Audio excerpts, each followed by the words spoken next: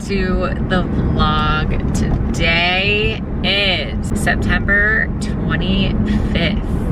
Some very exciting things has happened since my last video. My last video was my show day vlog. I'm 7 weeks post show. And the original plan was not to compete again. The original plan was to stay in the off season until Worlds next year, which would be starting prep around April. I was supposed to take off from August to April. That was the plan. Try again at Worlds, try to get top 5 again, try to win. The strategic plan now is to try to go after a crown first, try to win a pro show, and then return to Worlds after I've won a crown, after I've won a pro show. That's the new strategic plan, which I agree with, and I think it's actually really smart because Worlds is probably the most expensive show that you can compete in, and obviously the competition is tough, and if you have a crown, you're more likely to get, I feel like, in top 5 because you have proof that you're kind of good enough to be a queen, you know? So I feel like that is where I am gonna try, and that makes me, my next show is gonna be December 7th. I'm gonna compete with my client at Atlantic City. So I have 4, 5, 6, 7, 8, 9. I'm like 10 weeks out. 9 weeks from peak week, 10 weeks out today. And we didn't really start prep until literally to like this week. Calories are high. The cardio is still medium. We're doing 5 by 40, 5 sessions of 40 minutes. Calories, I think I have 1,700 and like 2,100 days. So low days are at 1,700 for 3 days a week. I think high days are 2,100, and then 1 day a week it's like 2,500 or something like that, or 2,300, I can't remember. Once a week I have a really high day, like an extra 1,000 calories. So that is exciting that we're in a really good place to pull from. I started my Worlds prep and I was 159 pounds, and we ended up getting down to 148. So I think I lost 11 pounds in that prep.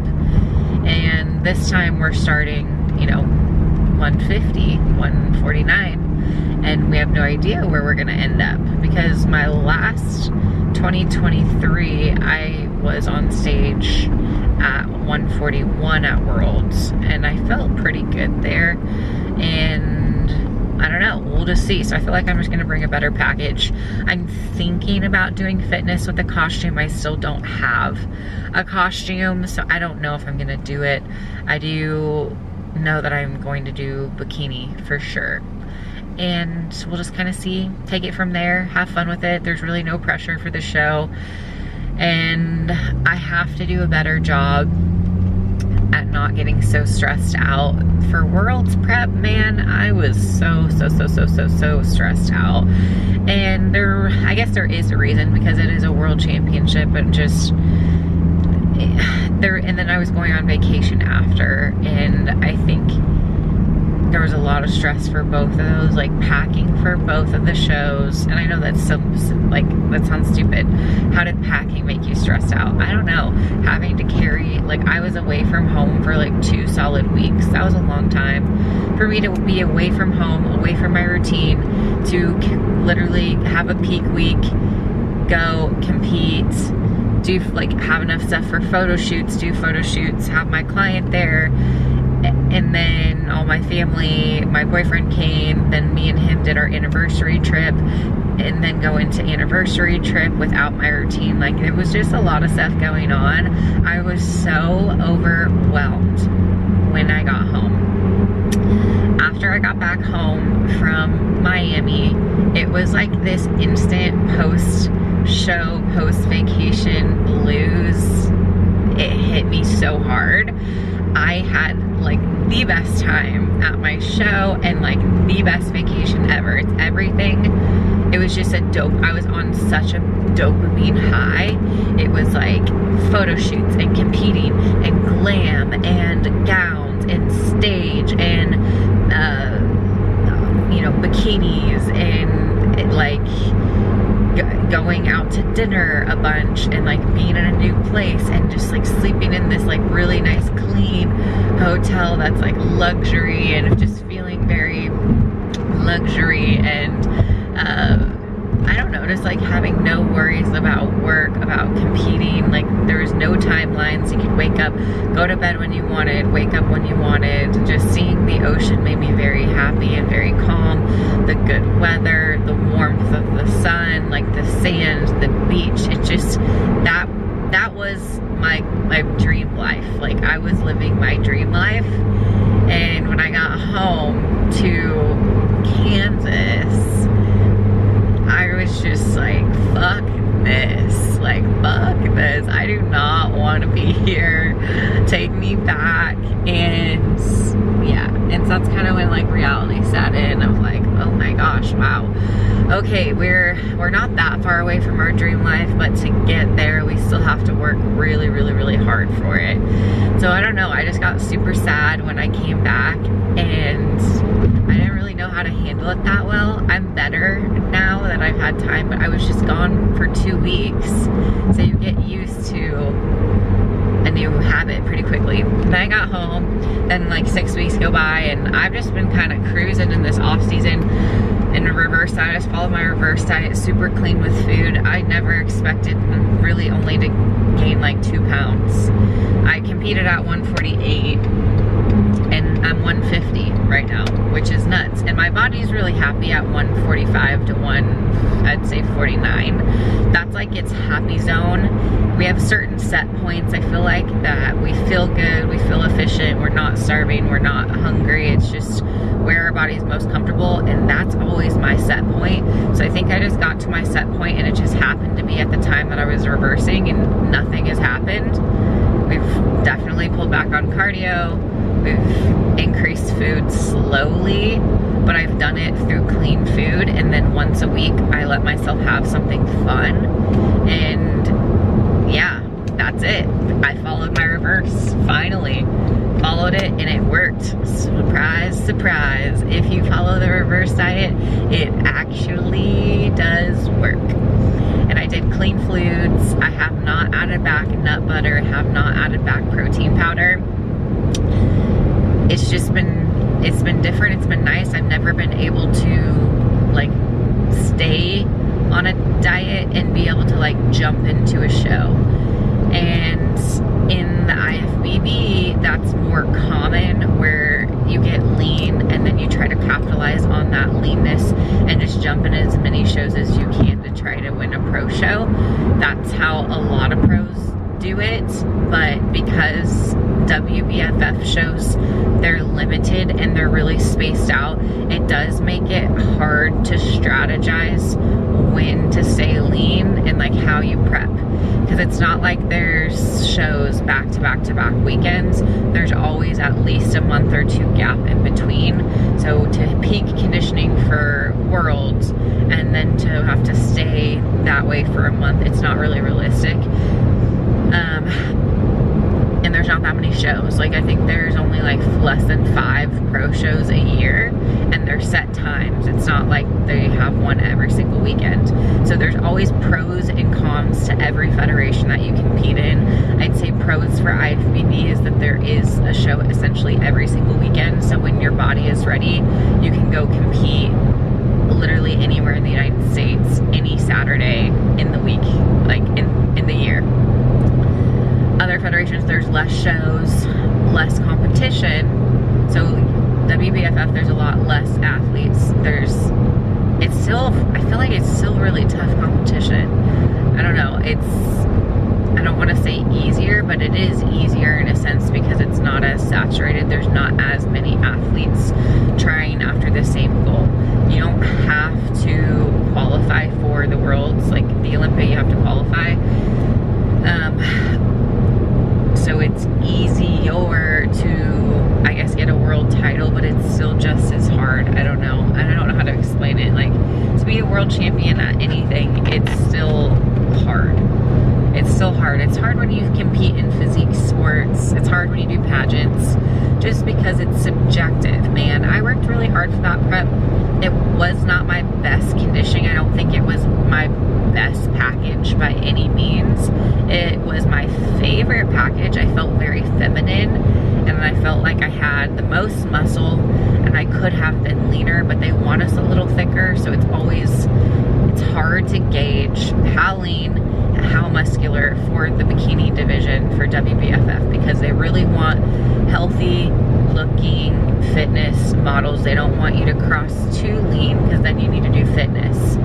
So I think for that show, I should have done fitness, and I would have placed top 3. I fully believe I probably could have gotten second if I did fitness, based on my conditioning, based on who was there. I really feel like I was really closer to the fitness look of that day. The bikini girls came in, I don't want to say very soft, but a lot more people were softer than I was. I was probably on the more muscular side and more like harder side, I would say. And a lot of them were short and blonde little girls, like tiny little 5'5" and under, maybe even 5'4" and under. So me as a tall brunette, more muscular athlete, I stood out in a bad way, I would say. Like I was kind of like odd man out, and that's what happens in competing. It's based on the majority of the pot. So if all girls come a little bit softer, even though you might be the best conditioning wise, like you still stand out in a bad way. You could be the best in shape. Like it's just every given day it's different. So we'll see what happens at a normal pro show. I've done 2 worlds, but I've never done a pro show. So we're gonna do Atlantic City and see how I do and kind of take it from there. I am gonna have to miss Thanksgiving, but I was really nervous to make this decision because I wanted to ask my boyfriend, and that's all that I cared about, his opinion. I was like, we're in like a really good spot, like where we can go out to eat, we're having a little bit more fun with food. I don't want him to get mad that I'm gonna start dieting again, but he likes to diet this time of the year, so it's really not that big of a deal. And I'm truly only missing Thanksgiving. I'm still gonna go to Thanksgiving. It's just not going to be able to load up my plate with whatever I want and whatever desserts I want, because I'll be like, again, 1 or 2 weeks out. And I really wanted to do this show because I felt like I was like, man, I just feel so good. I've had a little like diet break, and I feel like I could push harder. And if I didn't do this show in December, I was planning on either doing April, June, or July, but even then it's strategic, like it's a strategy. Next year, more girls will jump into the show at the beginning of the year, so the competition will be more people compete at the beginning of the year versus the end of the year. So I'm just trying to like play my cards right and just see what happens. I don't know. It's just fun, and like I really realized this last prep after the show that competing needs to just be fun, and you need to just go into shows even as like a pro, even as an amateur. It's just like go to have fun, be as competitive as you can, but don't get tied up in having to place or like thinking that you deserve a placing. It's not how it works, and I know all these things, but it's just hard when you put so much like thought and time and money and energy into your physique. You really want to do well. It's basically like Ashley K is always like, it's like the acing the test at the end of the year kind of, you know, like that's, you want to do really well at the show to kind of put a stamp on your prep of get that validation that, oh my gosh, the sacrifice was worth it, the hard work was worth it. I do, you know, have more muscle. I've provided the feedback that they asked for. That is one thing where it's definitely something that I have to work on, and I've gotten better with time. This year I felt like I really matured mentally about how I saw food, because we had refeeds regularly throughout this whole prep, and it was only maybe the last like 3 or 4 weeks where we took out weekly refeeds. My body was able to handle like fun foods pretty quickly, but I was super mindful of it. Like I didn't just go for dairies and like massive chocolate things, and I did have some cake, but I had it over the course of like 2 or 3 days. Post-show, backstage, I was like, there's really nothing that I wanted. I didn't bring any treats with me like at all, so it was an interesting reverse. But that is the update. That's a little sit down, because I know I was going to talk to you guys about my thoughts and feelings from Worlds. And like me, Carissa, and Kimber had the most fun time like after the show. I don't go out to eat, and I definitely don't get to like drink very often, so I had a cocktail. I had tequila water with lemon. I was gonna get a lemon drop, but last year when I did that, I had such a bad hangover from the sugar that I'm like, oh my gosh, okay, I have to kind of pick my battles. Like I'm already eating something fun. And then we had some cookies, and yeah, it was so good. We had such, and I gotta be there for Carissa. Carissa ended up getting seconds, which I thought she got robbed. I thought she should have won. I thought she should have won. But again, it is not the way the cookie crumbles. So I was a little disappointed too. I'm not gonna lie to you guys, like how this year with clients placing and my own placing went. Like best case scenario was I had 2 clients competing. They were both gonna turn pro in my head.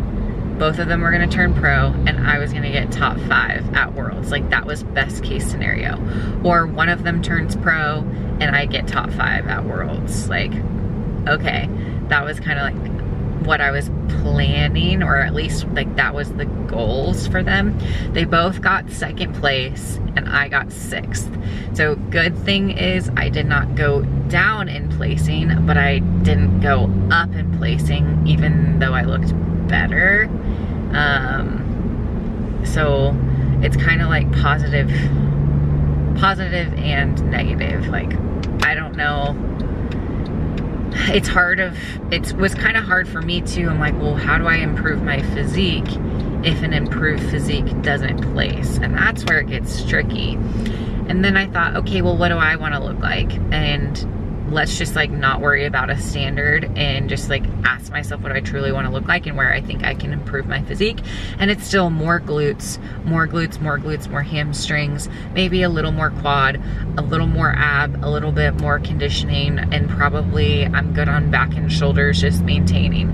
So personally, that's where I focused after the show, was where do I want my physique to look like? I want to look like a fitness model year round. I want to be photo shoot ready, where I feel confident and comfortable year round. And I think that is why I was able to stick to my reverse so well, because I had this idea in my head.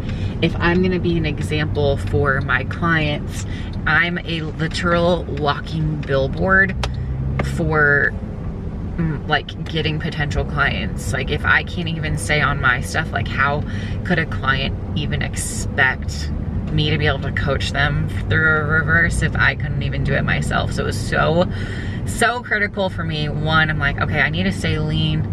I want to be able to, you know, get sponsorships and brand deals and just feel good in social media and on my content and all that kind of stuff. And I don't want to have to go through extreme weight gain prep, especially if I don't have to add that much muscle. I really shouldn't be having huge bulks and cuts. Like I'm pretty much there as far as muscle goes. I just need to do some small tweaks. I always will need to improve and keep growing, keep training, but I don't need to gain 20 pounds and then cut off 20 pounds. Like, no, I need to personally, because the conditioning is not as hard, I can pretty much maintain this. I could maintain this year round, maybe a 5 to 8 pound cut, like to get the conditioning to come in really, really nice. Maybe like 10 pounds max to get really, really lean if I feel like it for photo shoots and stuff, which is fun and fine for me. And I don't know, that's my thoughts. that's my thoughts. I'm sticking to it. My team's going really well. That's my thoughts. Podcast is coming back.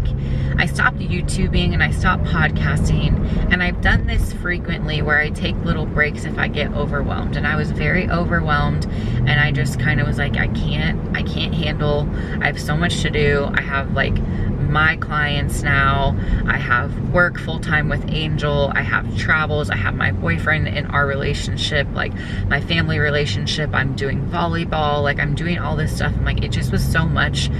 It felt like another job to manage podcast episodes and interviews, and I was just getting so tired, and I was sacrificing sleep to get up early on the weekends and recording like 3 to 4 episodes in a row, and just was getting so tired that I was like, you know what, I think it's best that we take a little break and then we'll come back for a new season when I'm ready. And that's the same with content and for YouTube and for podcasting. Like I was losing the creative side again. Like I didn't want to get on camera. I don't know, just like I was kind of just, I don't want to say over it, but I was just feeling low and like down, and I didn't feel creative, and I didn't feel like myself, and I didn't feel fun, and I didn't feel like in a good energy to want to record it, because I would record these vlogs, I'd watch the vlogs when I'm editing, and like, these absolutely suck, these are ass, no one wants to listen to me, no one wants to watch this, like why am I working so hard for like 100 views on YouTube? Like I really just need to take a break and just go hard when I am ready, and just learn how to edit better, and like learn how to do thumbnails, and learn how to shoot vlogs better, and like learn how to be better at social media. Because if I'm gonna spend the time, like I want it to pay off. But the focus flip for me has been not creating content for just to gain followers, just to gain subscribers, just to get views, but do it for your potential clients, and do it for like your younger self, and like really try to give as much value and as many tips as possible. So my content switch has been targeted trying to be more female focused and educational, I would say. Like I just want to teach people how to compete and like how I do it, and that is one of the different tips that I've been doing for social media lately too. And like, can we just like take a second to talk about how much work it is to do multiple platforms and do all the editing yourself? I really have not figured it out to find a balance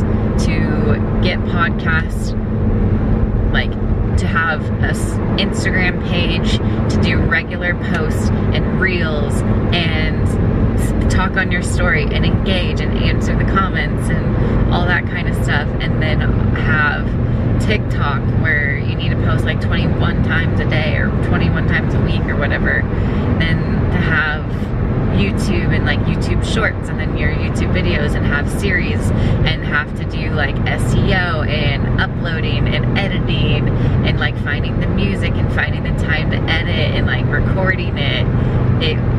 It's a lot. It is a lot. It is kind of worth it eventually, I think, but man, it is a job. So if you're thinking about starting social media stuff, like do it if you have time, but just do it consistently. I will say, I wish I didn't take breaks. I wish I would have forced myself just to keep going and keep going, because I do feel like it hurts to take time off and then come back. But it's alright, you know what, you live and you learn.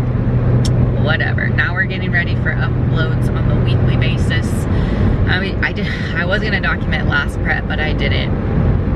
Sorry about it. But we're gonna document this prep, which gives me another opportunity to record the content that I want. So this is 10 weeks out. This is a very, very chatty vlog, and I'm not gonna apologize for it anymore. You guys know that I'm a yapper, and I love to talk. I love to just share my insights. I have a podcast, so I can get on here and just like start talking with you guys. So maybe this should have been a podcast, but it feels good to talk to my YouTube people because you guys get me, and if you follow along from the very beginning, like, you truly have seen full circle all of the different eras. And so now I'm in my coach era. I'm in my organization era. I'm in my get my shit together era, and I'm in my reading era. I started reading more books too. It's just some little fun things to catch you guys up on. I am driving to Angels. It's Wednesday. I always go into the office on Wednesdays. So we have some meetings, we have some launches, we have some event planning, some photo shoots coming up. Lana is gonna be in town this weekend, so I'll definitely film her trip and behind the scenes of that photo shoot later this week. Alright guys, so we're at headquarters and we just shot with a car. We did some crazy shoots with the car that I'll have to show you guys some videos, which I'll insert here. And now we're shooting some fashion show merchandise for 2025. We have all sorts of stuff. Stay tuned. All right, we are on location. We're doing a calendar car shoot and we're in black, of course. Angel Competition Bikini's posing suits, so we'll show you guys some behind the scenes. I'm very brown.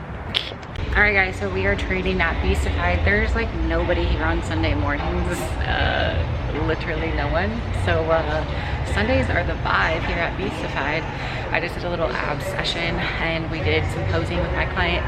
She had to go run for some Sunday stuff, but we're gonna go grocery shopping. Actually, I'm picking up groceries for delivery. We got a cute workout set and we are 10 weeks out trying to get motivated for prep. It's hard because, you know, prep is prepping and we're back in prep. So I've been working on doing some core work and we just trained glutes because my feedback has been to grow my glutes. So I'll take you guys along behind the scenes. I was gonna film our workout except for we were just chatting. Abduction, some glute kickbacks, some hamstring curls, some like, what else? Hip thrust for today's workout. So stay tuned for more to come on this bikini prep series. Don't forget to like and make sure you subscribe below so you never miss a